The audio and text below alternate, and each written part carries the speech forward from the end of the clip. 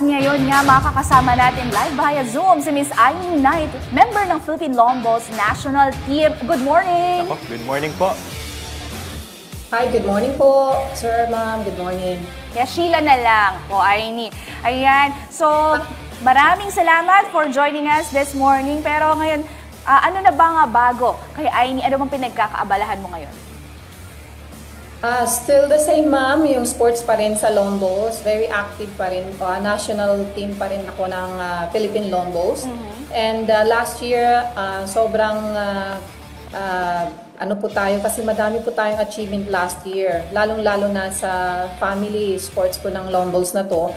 Dahil my brother, my nephew, and my niece, madami po silang nakuhang medalya last year. Very, very successful po, ma'am. Wow, congratulations naman. Napakaganda naman ng 2024 ninyo. Ilan taon ba itong mga nabanggit mong pamangkin mo? Yes, si Miss Angelica Abatayo, ma'am. Michelle, sorry. She's 19 years old, turning 20 years old itong March. And yung isa kong nephew, si James Ras, magti-20 din itong next month, February. So, 3 years pa lang po sila sa sport, but si Miss Angelica po, naging silver medalist po sa World Indoor Bowls last year na ginanap po sa Hong Kong. And then yung nephew ko din po, sa Lion Bowl sa Singapore, nag-champion po sila nung tito niya, yung uncle niya na si Elmer Abatayo, nasa national team din po ng Lawn Bowls. Wow, ang dugong pagiging atleta talaga runs in the family, ha? Actually, maganda yan, no, partner, dahil sa family nila talagang tinatangkilik nila yung sport na nakahiligan nila. Totoo. Pero, Miss Aimee, matanong ko lang po, paano po ba nagsimula yung pag-impluensya ninyo doon sa mga kapamilya natin, mga family members natin dito sa Lawn Ball? So, first po, galing po ito sa asawa ko. So, he's British national. And yung Lawn Bowls po originally from the UK. So, nung nag-meet up po kami, Paulo, inintroduce niyo po yung Lawn Bowls. So, nung nagustuhan ko po, natapos naging, mabilis ka matuto at mabilis kang gumaling dito sa Lawn Bowls. Basta passionate ka lang at saka may love ka lang talaga sa sports mo. And yun, in-encourage ko rin yung mga nephew ko at saka nieces, lalo na nung pandemic. So, una, naging sa backyard lang namin, sa garden ng bahay namin nung pandemic. So, nagtuloy-tuloy po kami. So, nagpagawa po kami ng Crusaders Bowls Club, which is carpet po. Nice. So, yun, nag-uumpisa po kami doon, nagtitraining, puspusan po yung training namin. Apart from may training po kami sa Clark, yun po yung national headquarters namin. Pero dito sa Crusaders, dahil po mostly sa ibang bansa, carpet na po talaga ang ginagamit nila, hindi po yung grass, yung real grass. So, naging malaking advantage po ng family ko actually. Dahil dito po, puspusan kaming nagtitraining. So, every time pumupunta kami ng ibang bansa, talagang nakakapag-compete na kami ng maayos. Ayun, yung brother ko at saka ako, nag-champion po kami doon sa Lions Bowl Singapore nung last year. Tapos itong si Angelica, nung nasa Hong Kong po siya, dahil carpet na nun, halos parehas din po yung pinaglalaroan namin dito sa Crusaders. Malaking advantage po talaga na mayroon kang parehas kung ano yung paglalaroan mo sa ibang bansa. So yun talaga ang super proud na napag-isipan po namin mag-asawa na magpagawa ng sarili naming training venue dito para sa Lawn Bowls. Magandang initiative yun, Miss Aimee, no? Talagang nakaka-proud or nakaka-ano isipin na inspiring dahil nga yun nga, no? Parang inintroduce niya sa kanyang family yung sport nila. True. Dahil yun din yung sa UK nga, no? Nabanggit niya yung sa kanyang asawa. No? Yes. Pero itong sport na to hindi ganon ka-popular dito sa Pilipinas. Pero, Miss Aimee, pwede mo ba kami kwentuhan lang briefly o isabihin mo sa amin, paano ba nilalaro itong sport na to, technicality-wise? May maliit po tayong kitty, Michelle. So, palapitan po ito.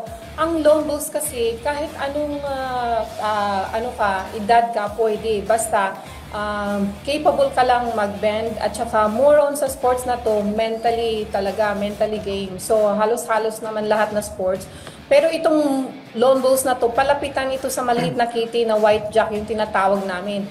And Mabilis siya actually matuto. Basta passionate ka lang sa sport at may gusto kang sports na ma-achieve mo yung mag-compete sa ibang bansa at maging magaling sa sarili mo.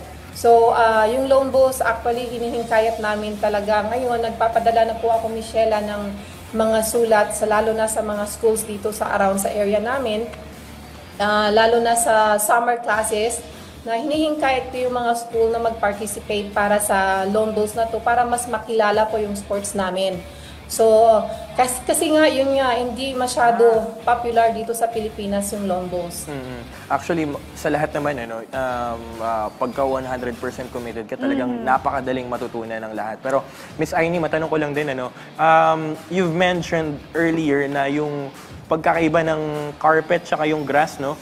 Pwede nyo bang ibahagi sa amin yung, kasi naging advantage nyo, sabi nyo, Miss Aini, no, yung paglalaro ng matagal sa grass. Tapos, transitioning into dun sa carpet, talagang mag-e-excel talaga kayo. So, pwede po bang ibahagi nyo sa amin kung anong kaibahan nung paglalaro ng lawn bowls dun sa grass at saka dun sa carpet? Yes, Paulo. Kasi nung nag-umpisa po ako, so 20 years na po ako national athlete, 39 years old na po ako. Wow. So, ang sinasabi ko sa nephew at nieces ko, sobrang sobrang lucky nyo. Kasi nung nag-uumpisa ako, pumupunta ako sa Australia. So, naging sa World Indoor Juniors, nung time ko noon, bronze medalist lang nakuha ko dahil sa sobrang hirap mag-adjust. Galing ka dito sa Pilipinas, ang pinaglalaroan namin is grass. Sobrang bigat po, mabigat po yung paghihila mo ng bola at hindi ka, halos hirap ka mag-adjust pagdating doon sa ibang bansa dahil nahuhulog yung bola. At it takes mo like few days pa bago ka makuha yung speed ng carpet. So sabi ko sa kanila, advantage natin to na makapag-compete tayo ng maayos. So, kaya wala talagang tamad-tamad. So hinihingkayat po namin talaga sila. Lalo na during na nag-aaral pa sila, Sabado at Linggo. At yung mga kasama ko dito sa national team na si Leo Carion, siya po yung nagko-coach dito sa Crusaders Bowls Club. Malaking pasalamat po talaga kasi nagtutulungan-tulungan po kami. Kami pong mga senior athlete dito sa Lone Bulls, tinutulungan po namin talaga yung mga juniors para mahingkayat, maging passionate sa Lone Bulls at ayun po, nagbunga po yung mga pagod namin. Ang mga juniors po namin ngayon, nagcha-champion na po at World Indoor Bowls silver medalist. Natalo si Angelica doon sa Malta noong November po. Ayun. So malaking pasasalamat talaga namin. Yes, ma'am. And congratulations po dun sa tagumpay ng team, no? Pero, ma'am, matanong ko, may factor ba yun kung dun sa paglalaro ng lawn bowls dun sa grass tsaka sa carpet? Kasi di ba, naglalaro ako ng Holland dati eh. Parang Holland ito, no, ma'am? Parang dambuhalang Holland itong binabato natin, no? Pero kasi pag naglalaro ka sa grass, parang mas mahirap mag-roll yung bola. Tama ba, ma'am? Ano bang factor nito?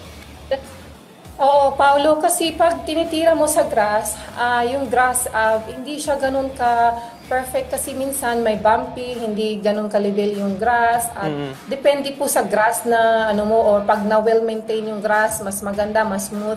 Pero mahirap kasi. Pero ang gagandahan dito sa amin, dahil may grass kami at saka may carpet, so pag may laro kami sa ibang bansa na Carpet. grass, lalo sa Hong Kong, so doon kami nagpa-practice sa Clark. Oo. Tapos pagka pupunta naman kami ibang bansa, carpet yung paglalaroan namin, at least meron din kaming isa pang hahandaan or may training venue pa kami. So, ini-encourage ko yung mga teammate ko, lalo na pagka pumupunta din sila sa ibang bansa na talagang nagtitraining at nagpa-practice dito bago pupunta doon kasi malaki pong advantage talaga. Kasi para hindi ka lang hula-hula sa weight mo at saka sa linya mo po. Miss Aini, nabanggit mo, you've been a national athlete for 20 years? 20 years na. Wow, sa tagal mong bahagi ng national team. Ano ba yung naging motivation mo and what keeps you in the national team hanggang ngayon? Well, hanggang ngayon, ma'am, masasabi ko, I'm still producing gold medals sa national team sa Lone Bulls. So last year, naging triples champion po kami sa Asian Championship sa Thailand na ginanap noong March last year. So triples po. Tapos silver medalist po ako sa 4. So ako po yung team captain at saka nag-head ng sa group namin. So kaya kahit sa 20 years na po ako sa national team, so nasasabi ko na tuloy-tuloy pa rin po ang pagpuproduce ko ng medalya sa Lombos. So, pero alam mo dahil sa tagal na rin, so yun hinihingkayat ko po yung mga youth talaga na mag-participate o at least mag-join, give the sports a chance kasi malaki po talaga ang advantage natin dahil atin tayong mga Pinoy, it's so easy for us to learn these sports dahil patient po tayo at basta passionate tayo sa sports na to. At I can see a big future talaga sa mga youth natin. So yun, tuloy-tuloy pa rin ako hanggat may napoproduce pa rin akong mga medalya sa national, sa team namin sa Lombos. Kaya tuloy-tuloy lang po muna, ma'am, at sa ngayon.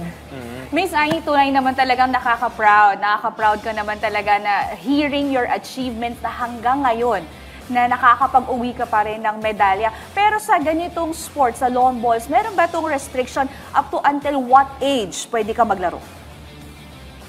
Wala po itong restriction, miss. Dahil sa lawn bowls, kahit anong age, sa world bowls, kahit anong age, as long as na magaling ka pa rin, nakakapag-play ka pa ng sports ng maayos, walang restrictions. So, pero dito sa atin, dahil like sa Australia, like sa Malaysia, madami talagang mga juniors nila. Sobrang dami sa Hong Kong, sa Singapore, ang dami nilang juniors na naglalaro ng lawn bowls na bata pa from schools, ini-introduce na nila.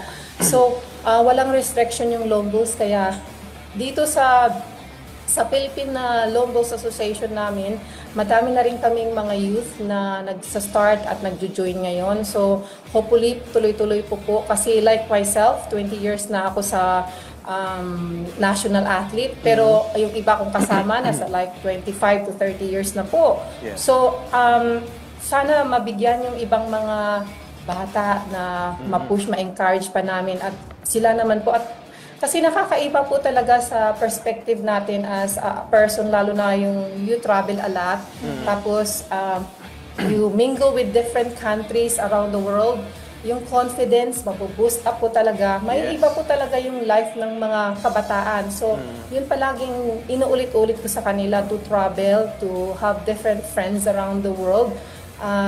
Mas lalo kang madaming maging achievement kasi confident ka po sa sarili.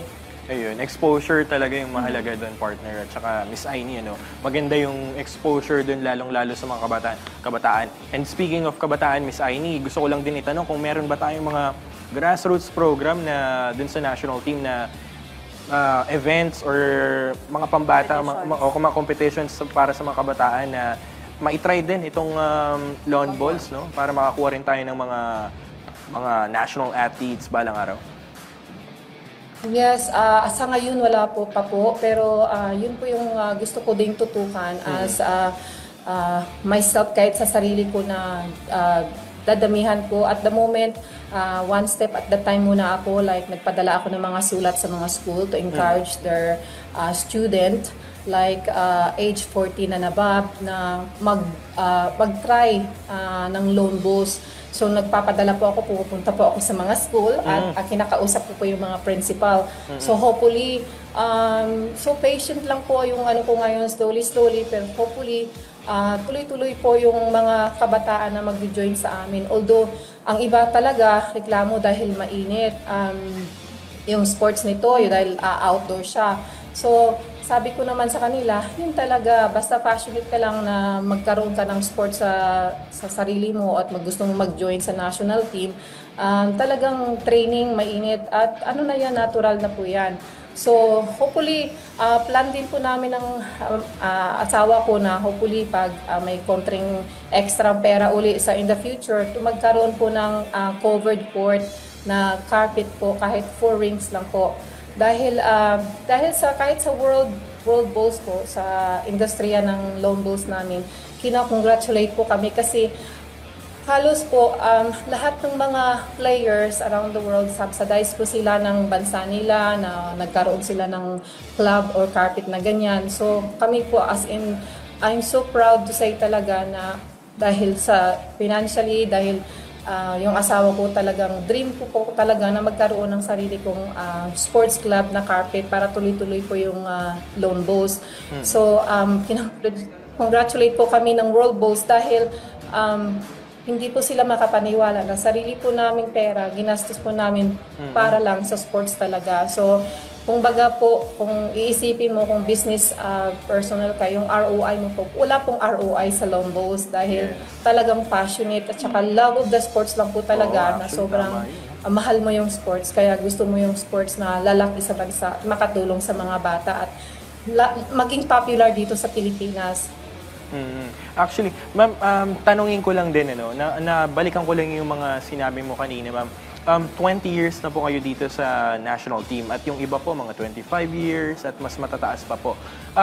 Ibig sabihin nito, partner, ano lang to ganun nakatagal yung sport nila. So, Miss Aimee, gano'n na po ba kalaki yung kaibahan ng Lone Bulls before up to now? Wala pong masyadong malaking growth ng Lone Bulls dito sa Pilipinas dahil nga dahil siguro yung yung advertisement natin or yung popularize ng Lone Bulls at hindi ganoon ka like well known dito sa Pilipinas. So kailangan po talaga ng i-work hard at advertise at madami po talagang work na kailangan gawin sa Lone Bulls para po ma-expose tayo at maging popular pa tayo dito sa bansa natin kasi sa around the world po sobrang popular yung Lone Bulls. Dito sa Pilipinas, pag gine-explain ko yung sports natin, halos hindi po nila talaga kilala, hindi nila alam. So, i-explain mo po talaga sa kanila. So, hinihingkayat ko po talaga na like yung media coverage natin, mas malaking role po talaga na mas lalong makikilala yung Lone Bulls sa Pilipinas. Miss Aimee, I want to commend your effort at saka talaga yung pinapakita mong, you're an inspiration lalo na sa mga Pilipino. Dahil isa lang tong sport na to, isa lang ang Lone Bulls actually sa maraming sports sa Pilipinas na hindi pa masyadong nakikilala ng mga kababayan natin. Kaya naman natutuwa ako na you are working, doing an extra effort. Pumupunta ka pa sa mga schools para lang ma-share or maka-collaborate sa mga eskwelahan dahil naniniwala talaga ako na alam mo, if you're as passionate as everybody else when it comes to sports, mahaba-haba ang marami pang magiging mai-inspire na katulad mong atleta. And the media and of course the internet will be really playing a big role para maipalaganap mo pa or maipakilala itong sport na to. Pero Miss Aimee, ano pa ba ang pwedeng abangan ng ating mga sports fans o yung mga interesadong malaman ang Lone Bulls? Ano bang competition na pwede nyo pinaghahandaan nyo ngayon? Saan ba nila kayo pwedeng tingnan kung gusto nilang makakita pa ng updates about Lone Bulls and sa team? So we're looking forward po. We're hosting Asian Championship dito po sa Clark, April 27 hanggang May 4 po. 10 countries involved po yun. Dito po sa Clark, dyan sa CDC. Mayroon po kaming Clark Bowling Ground doon, yung national headquarters po natin sa Philippine Lone Bulls. So, tayo pang mag-host. So, hopefully, dahil sa Lone Bulls po, kaming mga ladies, kami po yung overall champion last year doon sa Thailand. So, hopefully, mas madaming gold medalya po tayong mabibigay this year at puspusan na training po ang gagawin namin. And lahat naman mga ka-teammate ko, sobrang proud ako sa kanila kasi very passionate sa game at saka palaban po tayo talaga. So, you can reach yung Philippine Lone Bulls Association, may FB, Facebook po tayo. And Crusaders Bulls Club, mayroon din tayong FB na pwede nyo pong subaybayan at tingnan yung mga updates namin. So, like, Saturday and Sunday, mayroon po kaming mga juniors coaching with Coach Leo dito sa Crusaders Bulls Club. So hopefully tuloy-tuloy po kaming maghihingkayat ng mga lone bowlers, bata at mga juniors na sana hopefully in the near future, magkakaroon tayo ng mas malaking group ng mga juniors natin. So, thank you po so much sa pag-invite sa akin dito sa PTV Sports. Malaking tulong po ito, ma'am. Maraming salamat din po, Miss Aini, sa pagbigay nyo ng oras para sa amin. And good luck po sa lahat ng inyong upcoming tournaments na sasalihan. At syempre sa ating mga teammates na nakita nyo na they have a Facebook page, supportahan nyo at panoorin ang kanilang upcoming tournaments. At syempre, maganda ang nilalaro ng ating koponan sa sport na to. Once again, thank you so much, Miss Thank you so Aini much, Knight, Miss the Aini. member of the Philippine Lawn Bowls national team.